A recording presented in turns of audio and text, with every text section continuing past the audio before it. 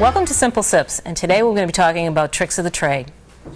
And today we have a special guest with us, Jonathan Alsop from the Boston Wine School. Jonathan, can you tell us a little bit about what the Wine School does and what you do at the Wine School? Sure. Boston Wine School is a 100% snob-free zone where people can come to learn about wine and food. So Jonathan, what's the deal with screw top versus cork? Yeah. Well, I mean, this is a question we hear at the wine school all the time.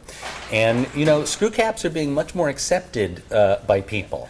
I mean, technically, screw caps are a much, much better technology for storing wine and preserving wine and sealing a bottle of wine than cork. I mean, miserable. The average consumer should not be afraid of buying a wine or thinking that it's less quality as a result of the fact that it's a screw cap. Well, you know, I mean, now we're sort of caught in a bind because there is sort of an image distinction that people make between, you know, screw cap wines and cork wines, and that's also really real.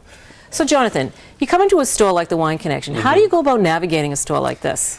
You mean like if you don't speak 12 different languages? Correct. Because that comes in, I mean, that can come in really, really handy. I mean, look at all these labels. French, Spanish, Portuguese, I mean, multiple languages.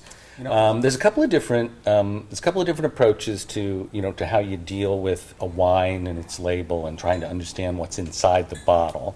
One is the pretty label aisle. You know, you go for a beautiful, beautiful label. I mean, the label's beautiful. The wine inside's got to be beautiful too, right? This is the Cantina Zaccanini Montepulciano d'Abruzzo, but each one of them comes with a little grapevine cutting tied to the bottle as part of the label. And so the message ending is, you know, that this wine has some kind of connection with, you know, the real thing. If this bottle of wine had this and it were dipped in wax, I'd be buried with it. Okay, that's how perfect it is and how well it works on me. And then this other wine here in kind of a bizarre bottle presentation.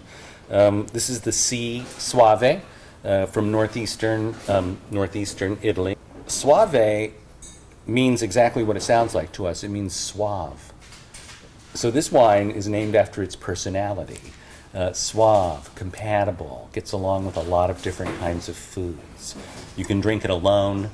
I don't mean like alone depressed. I mean, you know, alone without food to go with it. Correct. You can drink it alone. You can drink it with food. It's just very suave and very compatible. So thank you, Jonathan. If people want to know more about going to the school, what would you tell them? Well, it's all online, bostonwineschool.com. That's a calendar of classes and information about parties and private events and corporate events that we do as well.